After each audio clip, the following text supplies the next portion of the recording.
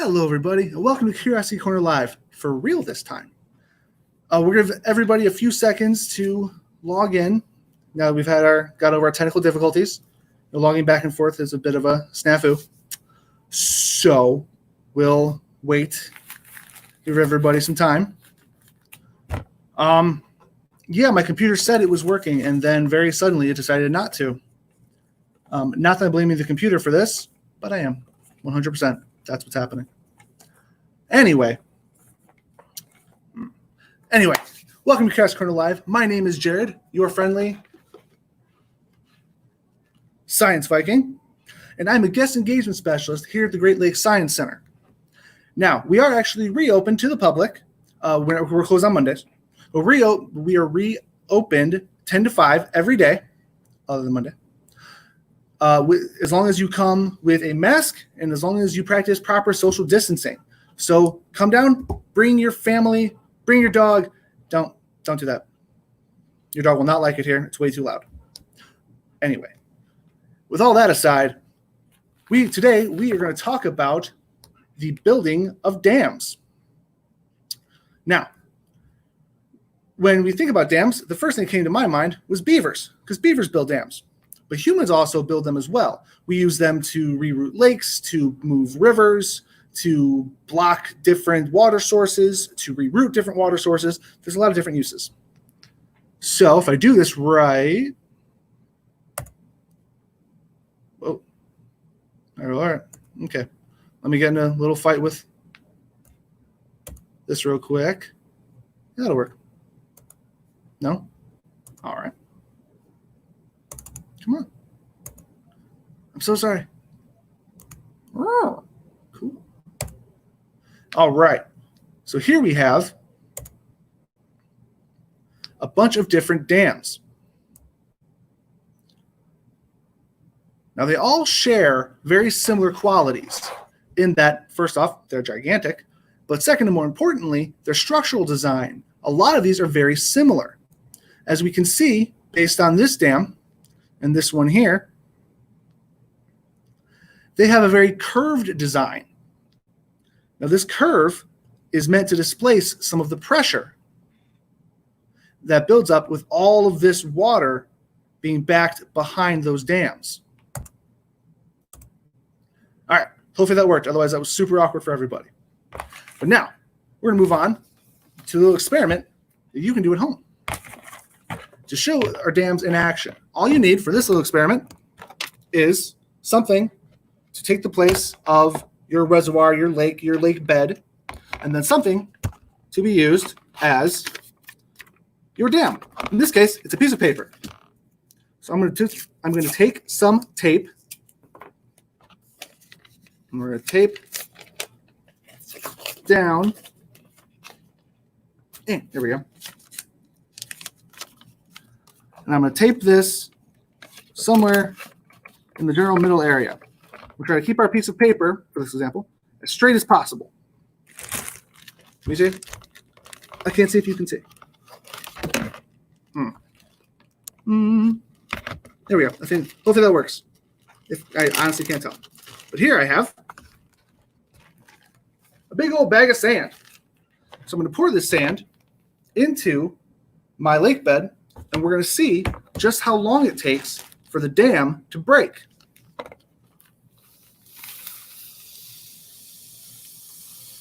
Oh, it's already moving.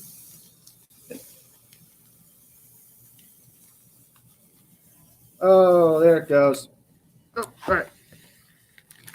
It's a lot more sand than I was actually ready for.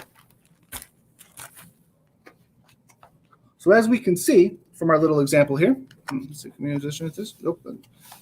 my dam gave way at the bottom here because all the pressure built up from the sand, all of its weight. There we go. All of its weight is at the bottom. We talked before about pressure. Normally, and I personally talked about with water. A lot of water pressure came into play, and most of it is where that weight combines, and the weight hits hardest at the bottom. Okay, so a little experiment number one. Our little straight edge dam didn't work out so great. I'm going to try to put the sand back in here And I cannot imagine this goes well. Let's give the Viking things that make a giant mess. That's historically worked out great. Oh, yep, there goes sound on the floor. I was doing really well before right now. Oof. Sand everywhere. Actually, compared to how messy this could have been, this went really well. Anyway, moving on. Now we're going to try a different design. So that was our dam, as it was a straight line. Now we're going to try something else. Not that. Hold on, I lost the piece. There it is. So I'm using just leftover paper that I found,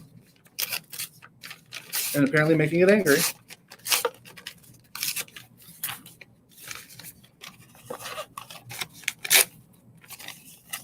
There we go. Now I'm going to build our dam with a purposeful curve to it. My hope is that by using this curve, we'll be able to easier displace the pressure. We'll be better able to disperse the pressure from our sand. Nope, there we go. Come on. Aha. Oh, one more piece of tape.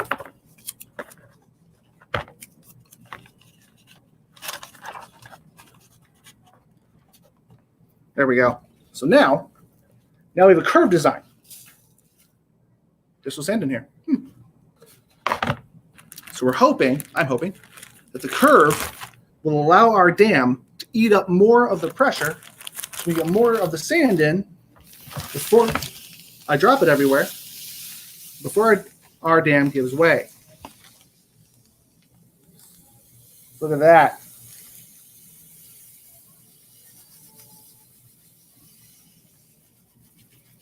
Got a full bag of sand in.